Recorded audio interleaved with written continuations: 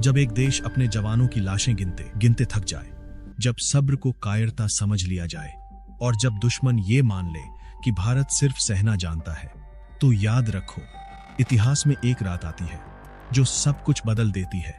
18 सितंबर 2016। कश्मीर की वो रात बाकी रातों जैसी ही थी, सर्द, खामोश और मौत से बेखबर। बारामूला जिले के उरी सेक्टर में इंडियन आर्मी का ब्रिगेड हेडक्वार्टर सुकून की नींद में डूबा हुआ था। जवान अपनी ड्यूटी पूरी कर चुके थे। कुछ जवान टेंटों में सो रहे थे, कुछ अगले दिन घर लौटने के सपने देख रहे थे। उन्हें क्या पता था कि ये नींद उनकी जिंदगी की आखिरी नींद होने वाली है। उस सन्नाटे के पीछे मौत दबे पांव भारत की सरहद पार कर चुकी थी। जैश ए मोहम्मद के 4 आतंकी LOC की कटीली तारें काट चुके थे। 12 किलोमीटर का मुश्किल पहाड़ी रास्ता बिना किसी को खबर लगे पार करके वे उरी सेक्टर के अंदर आ चुके थे। हाथों में आग 47, सीने पर ग्रेनेड्स और दिमाग में सिर्फ एक निशाना, फ्यूल डिपो। क्योंकि उन्हें पता था अगर तेल जलेगा तो मंजर भयानक होगा। घड़ी में सुबह के ठीक 5:30 हुए थे। अचानक एक ग्रेनेड की पिन निकाली जाती है और अगले ही पल धमाका इतना तेज होता है कि उरी का कैंप एक जोरदार आवाज से गूंज उठता है। सिर्फ 3 मिनट के अंदर आतंकियों ने लगातार 17 ग्रेनेड्स फेंक दिए। फ्यूल डिपो में आग लग जाती है। 200 के 200 लीटर के तेल के बैरल बम की तरह फटने लगते हैं। जो जवान टेंटों में सो रहे थे उन्हें संभलने का मौका तक नहीं मिला। आग, धुआं, चीखें और हर तरफ सिर्फ मौत। उसी अफरा तफरी में डोगरा रेजिमेंट का 19 साल का एक जवान आतंकियों को देख लेता है। वो बैकअप का इंतजार नहीं करता, वो आदेश नहीं पूछता, वो सिर्फ इतना जानता है देश पीछे है। वो अपनी बंदूक उठाता है, अकेले ही भिड़ जाता है, एक आतंकी को वहीं ढेर कर देता है। लेकिन देश की हिफाजत करते करते वो खुद भी शहादत को गले लगा लेता है।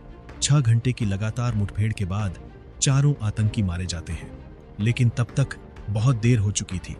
जब धुआं छटा तो जो दिखा वो सिर्फ एक कैंप की तबाही नहीं थी, वो भारत के सीने पर लगा एक गहरा जख्म था। 19 भारतीय जवान शहीद, 30 से ज्यादा जवान जिंदगी और मौत के बीच झूल रहे थे। कुछ जवान नींद में ही जल गए थे, उन्हें उठने का मौका तक नहीं मिला। सुबह होते होते उरी से दिल्ली तक खबर पहुंच चुकी थी।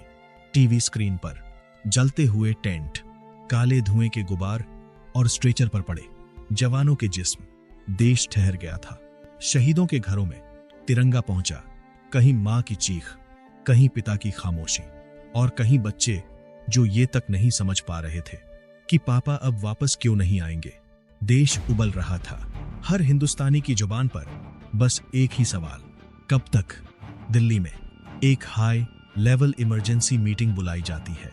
प्रधानमंत्री Narendra Modi, NSA Ajit Doval, army chief Dalbir Singh Suhag.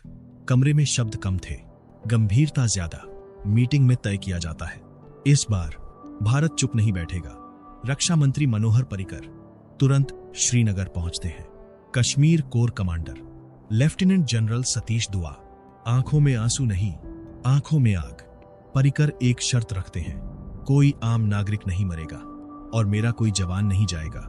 General दुआ जवाब देते हैं, सर, नागरिकों की गारंटी ले सकता हूं, जंग में सिपाही की नहीं। पर्रिकर एक पल सोचते हैं और मराठी में कहते हैं, एक कमांडो का पैर लैंडमाइन पर पड़ता है, धमाका, वो बुरी तरह घायल हो जाता है। लेकिन नियम एक, नो मैन लेफ्ट बिहाइंड।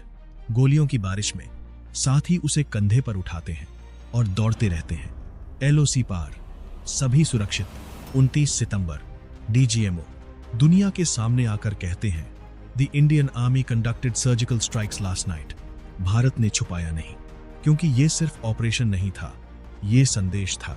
ये नया भारत है, ये सहता नहीं, ये घुसता है और मारता है।